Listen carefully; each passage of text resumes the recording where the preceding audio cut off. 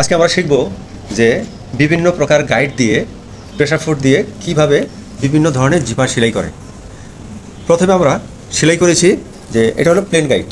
এই plane guide এটা হলো P351 দিয়ে আমরা এই জিপারটা সেলাই করেছি। এটার যে জিপার ডিস্টেন্সটা অর্থাৎ ট্যাবের যে গ্যাপটা এটা অনেক বেশি দেখা যাচ্ছে। তারপরে আমরা জিপার গাইড দিয়ে সেলাই করেছি অর্থাৎ P363 এটা দিয়ে আমরা সেলাই করেছি জিপারের ট্যাবের যে গ্যাপ অনেকটাই কম। তারপরে আমরা সেলাই করেছি যে P36N এটা দিয়ে ওয়ান সাইডের এটা কি কাটা আমরা সেলাই করেছি, এটার গ্যাপ আরও কম। তাহলে জিপারগুলো প্র্যাকটিক্যালি কীভাবে সেলাই করা হয় সেটা এখন দেখব। আজকে আমরা জ্যাকেটের ফ্রন্ট জিপার সেলাই করা হয় সেটা দেখব। ওকে, এখন আমরা দেখতে পাচ্ছি যে এখানে দুইটা প্রেসার ফুড রয়েছে। এটাকে আমরা বলি প্লেন গাইড, হ্যাঁ, এটা অনেক বড়, আর এটা হলো জিপার গাইড। আচ্ছা, এই দুইটা প্রেসার ফুড আমরা এটা দিয়েও জিপার সেলাই করে থাকি, এটা দিয়েও সেলাই করে থাকি। কিন্তু এর পার্থক্যটা কী? পার্থক্যটা হলো এই যে এখানে দেখতে পাচ্ছি যে জিপার ট্যাব। আমরা যখন এই প্রেসার ফুড দিয়ে সেলাই করব তখন জিপার ট্যাবের যে গ্যাপটা অনেক বেশি দেখা যাবে।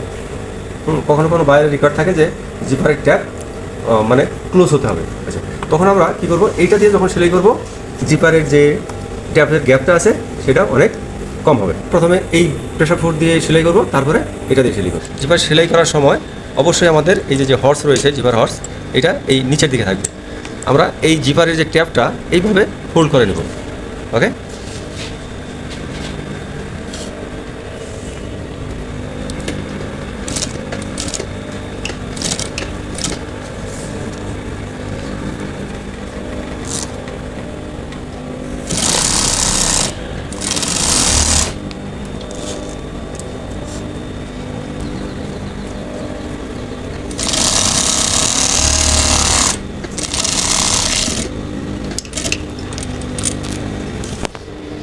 এখন আমাদের এক সাইড হয়ে গেল, আমরা আরেকটা সাইড জয়েন করব।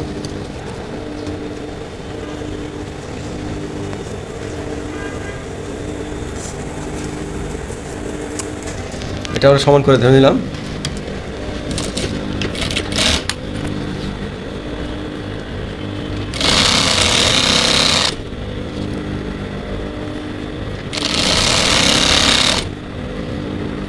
এই জিপারের হর্সটা আমরা এইভাবে খুলে পিছিয়ে দেবো। হ্যাঁ, তখন প্রেসার ফুডটা আমরা উপর রাখবো।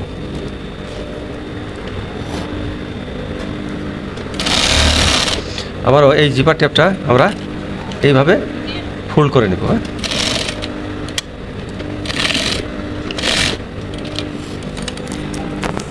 তাহলে আমাদের প্লেন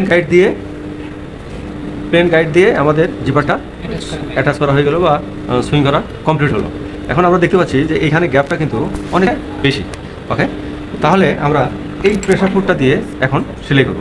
ঠিক একইভাবে আমরা এই জিপারটা, এই হর্স যখন আমরা সেলাই করব এই হর্সটা কী থাকবে, এরকম নিচে থাকবে।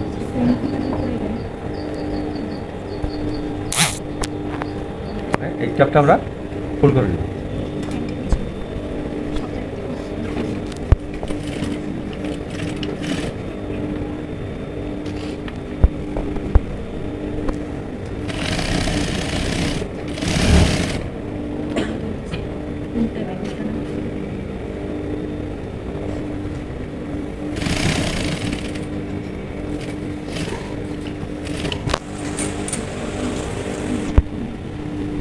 এখন আমরা আরেকটা সাইড সেলাই করব।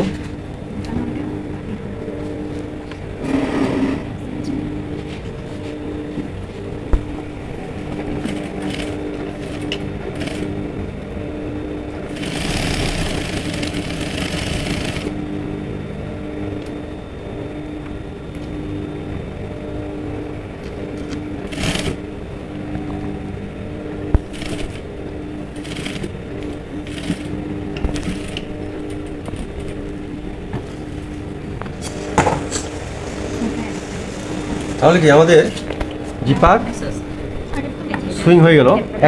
একটা আমরা সেলাই করলাম। এখানে শুধু পার্থক্যটা আমরা দেখাতে চাচ্ছি যে আসলে এই প্রেসার ফুডের এই জিপার প্রেসার ফুড এবং কি এই প্লেন প্রেসার ফুডের যে প্লেন গাইড এর পার্থক্যটা কি। এটা দিয়ে যদি জিপার সেলাই করি তাহলে এই ট্যাপটা এরকম বড় হবে।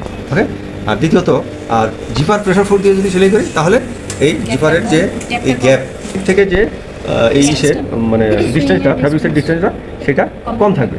ওকে, এটা অনেক সময় বায়ারের বিভিন্ন ধরনের রিকোয়ারমেন্ট থাকে, সেইভাবে আমরা সেলাই করি। আমরা এখন আরেকটা জিপার গাইড দিয়ে সেলাই করব। এই এক সাইডে এটা কাটা, হ্যাঁ, এটা জিপারের ট্যাপ আরও বেশি ক্লোজ করার জন্যে আমরা এই গাইডটা ব্যবহার করব।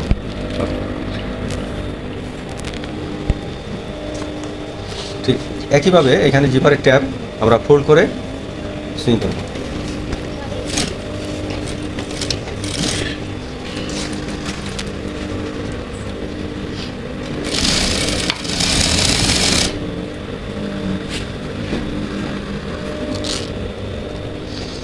এখানে এইভাবে ধরে টান দিতে হবে, হ্যাঁ, সামনের দিকে টান দিতে হবে জিপার হর্স।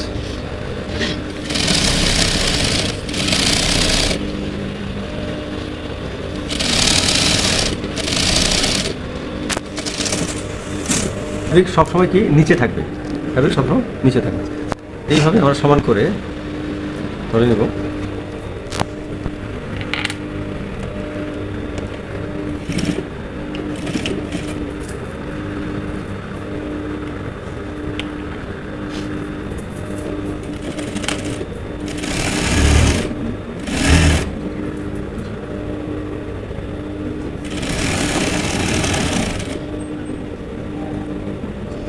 এই জিপার হর্স এইভাবে ধরবো, ধরে প্রেশার ফুটটা এরকম উঠাবো, উঠে তারপরে আমরা এই প্রেশার ফুটের এরিয়াটা ক্রস করবো। আবার শেষে এসে আবার এটাকে আমরা এইভাবে ফুল করে দেবো যেন ট্যাপ না দেখা যায়।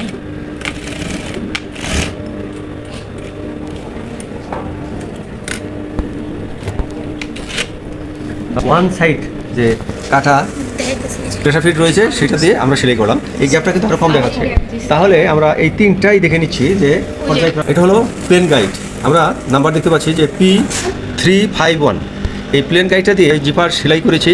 এখানে দেখা যাচ্ছে যে জিপারের টেপটা টিপ থেকে অনেক গ্যাপ।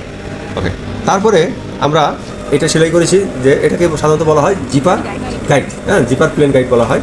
আচ্ছা, এটা হলো P363। এটা দিয়ে জিপারের যে এই গ্যাপটা, এই যে ট্যাপ অর্থাৎ এই টিপ থেকে এই ফ্যাব্রিক্সের যে জিপারের ট্যাপের যে ডিস্টেন্সটা এটা অনেকটাই কম।